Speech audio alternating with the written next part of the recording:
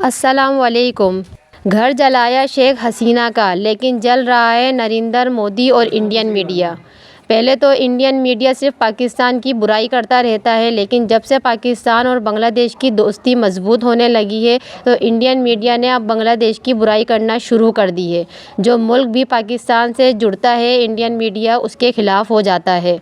शेख हसीना ने भारत में बैठकर ये बयान दिया कि अपने वालिद शेख मुजीबुर रहमान की रिहाइशगाह को सैकड़ों मुजाहिरीन की तरफ से आग लगाने पर शदीद नाराज़गी का इजहार करते हुए शदीद रद्द-ए-अमल का इजहार किया है।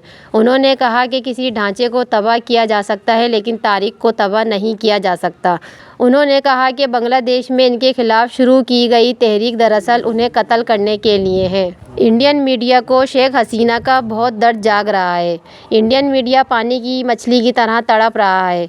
आइए इसी बारे में इंडियन मीडिया की रिपोर्ट देखते हैं। मोहम्मद यूनुस बांग्लादेश की कमान संभाल रहे हैं और कट्टरपंथियों को खुली छूट दे रखी है। इतना ही नहीं, भारत से सीधा पंगा भी ले रहे हैं। कभी अपना नया नक्शा सोशल मीडिया पर डालते हैं तो कभी भारत के दुश्मन के साथ हाथ मिलाते हैं, उसका आव भगत करते हैं। बांग्लादेश में जब से शेख हसीना का तख्ता पलट हुआ है, तब से वो एंटी इंडिया बन गया है। भारत के लिए इसे खतरे के तौर पर देखा जा रहा है। बांग्लादेश के संस्थापक शेख मुजीबुर रहमान के आवास में तोड़फोड़ और आगजनी पर देखिए भारत का बड़ा बयान आया है। शेख मुजीब के घर तोड़फोड़ पर भारत का पहला आधिकारिक बयान। भारत ने शेख मुजीब के आवास में तोड़फोड़ की निंदा की है। तोड़फोड़ की घटना को भारत ने दुर्भाग्यपूर्ण करार दिया है। तो ये भारत का पहला रिएक्शन। शेख मुजीबुर रहमान के घर में जिस तरह से कट्टरपंथियों ने तोड़फोड़ की थी, जिस तरह से इसे बुलडोज किया गया था, उस पर भारत ने ये बयान दिया है और इस तोड़फोड़ की सख्त निंदा की है। ये घटना तब घटी जब मुजीबुर रहमान की बेटी और बांग्लादेश की पूर्व पीएम शेख हसीना अपने लोगों को ऑनलाइन संबोधित कर रही थी। शेख हसीना के संबोधन की जानकारी मिलते ही दंगाइयों ने उत्पात मचाना शुरू कर दिया। इस घटना के बाद शेख हसीना भी भड़क उठी। साहब, ये भारत के खिलाफ दुश्मनी मोल लेना चाहता है। इसके पाले चमचे जिहादी वहां से चीखें मार रहे हैं कि साहब हम वेस्ट बंगाल पे कब्जा करेंगे, उड़ीसा पे कब्जा करेंगे, बिहार पे कब्जा करेंगे। क्या बात है साहब, ये मुंह मसूर की दाल। अपने आप को तुम अराकान नेशनल आर्मी से बचा नहीं सकते। तुम्हारी फौज ने सिवाय यूएन पीस कीपिंग मिशन के पिछले गुज़िश्ता 50 साल में और कुछ नहीं किया, ठीक है? और तुम बात कर रहे हो भारत की फौज को से लड़ने की। और बड़ी खबर इसमें तक बता दें कि बांग्लादेश में हिंसा पर शेख हसीना ने बड़ा बयान दिया है।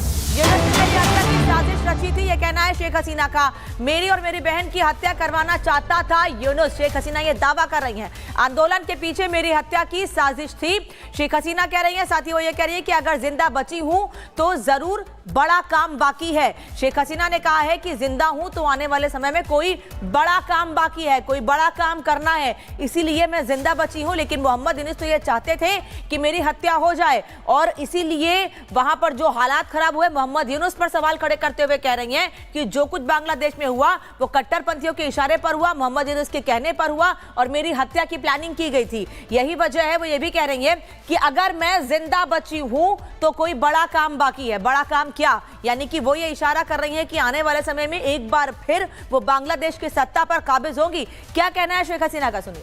तो भूलने के लिए लोगों को कैसे बाध्य किया जा रहा है, अब तो हमें यह भी होता हुआ नजर आ रहा है। संजय सोया साहब कुछ ऐड करना चाह रहे हैं, बोलिए। मैं ये कहता है कि वहाँ इतिहास इतना बदली किया जा रहा है कि उस जियाउर रहमान को अभी वहाँ का आज़ादी जो हुई थी 1971 में मिली थी, वो उनको क्रेडिट दे रहे हैं बजाय मुजीबुर रहमान के। ये पूरा इतिहास ही बदली किया जा रहा है समीर।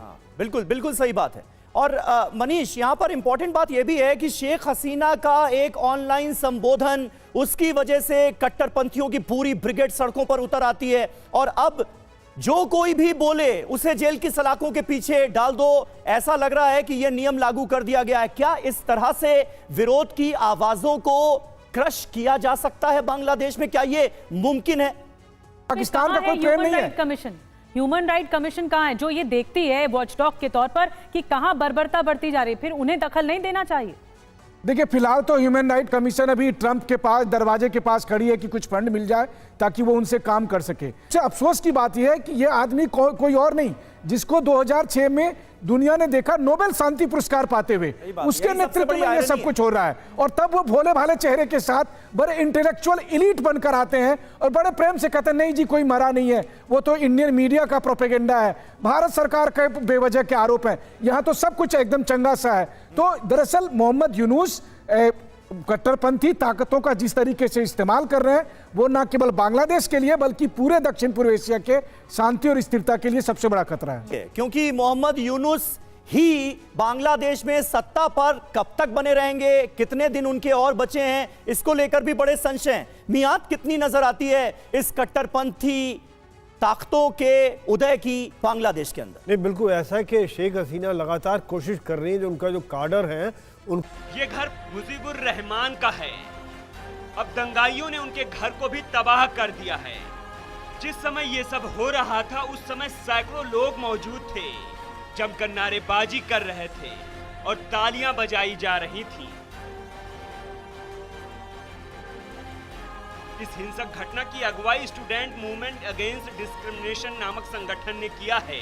इस संगठन ने ही शेख हसीना को देश छोड़कर भागने पर मजबूर किया था। दावा किया जा रहा है कि संगठन ने पहले ही धमकी दी थी, अगर शेख हसीना अवामी लीग को संबोधित करेंगी तो उनके पैतृक संपत्ति को तबाह कर दिया जाएगा। इसके बाद संगठन से जुड़े सैकड़ों छात्र उनके घर में घुसकर जबरदस्त तोड़फोड़ की। उसके बाद उनके घर में आग लगा दी। कल रात को थाउजेंड्स ऑफ प्रोटेस्टर एटलीस्ट 700 तो एस्टिमेट किए जा रहे हैं स्टूडेंट्स और बाकी बांग्लादेश की आवाम मिलकर ढाका में उन्होंने हमला किया शेख हसीना और मुजीबुर रहमान के रेजिडेंस के ऊपर, जिसको अब एक म्यूज़ियम भी बना दिया गया है। आइए बात करते हैं कि इस वाक़े को किस तरह से पूरी दुनिया में देखा जा रहा है। बिल्कुल नाज़रीन, जैसे कि पहले हम इसके पस मंज़र में जाएँ कि हाउस ऑफ मुजीब क्या है। आई थिंक ये कहना गलत ना होगा कि बुरे कामों का बुरा अंजाम, जो नफ़रतें शेख हसीना स्पेशली अपने 15 साल इक़्तिदार के आखिर में जो उन्होंने भरी हैं, अब उसका उनको रिएक्शन मिल रहा है। तो आपको नाज़रीन इसका पस मंज़र बताएं कि ये हाउस ऑफ मुजीब जो एक म्यूज़ियम है जिनको शेख हसीना बहू बंधन भी कहती हैं, उनके फाउंडर। तो बीते साल जिस तरह के हालात बने थे बांग्लादेश के अंदर, एक बार फिर से बांग्लादेश में गृह युद्ध जैसे हालात बनते रहे उसको तोड़ दिया गया। छात्रों ने मुजीबवाद से मुक्ति के नारे लगाए, लेकिन शेख मुजीबुर रहमान के आवास में घुसकर इस तरह से तोड़फोड़ की जाती है, आपत्तिजनक नारे लगाए जाते हैं। ये कौन सा बांग्लादेश है? ये कैसे बांग्लादेशी है? हाँ तो वीवर, देखा आपने इंडियन मीडिया कैसे बांग्लादेश और पाकिस्तान की दोस्ती से परेशान होकर अनाप शनाप रिपोर्ट करता है। मुझे तो ऐसा लगता है इंडियन मीडिया की रोज़ी रोटी पाकिस्तान और बांग्लादेश से ही चलती है। पाकिस्तान और बांग्लादेश की दोस्ती से दोनों के हालात बेहतर हो जाएंगे और पाकिस्तान और बांग्लादेश की दोस्ती भारत के इस खित्ते में बदमाशी ख़त्म हो जाएगी। मैं इंडियन मीडिया को ये बता दूं, वो पाकिस्तान और बांग्लादेश को नेपाल और भूटान ना समझे। मिलते हैं नेक्स्ट वीडियो में, जब तक के लिए अल्लाह हाफिज़।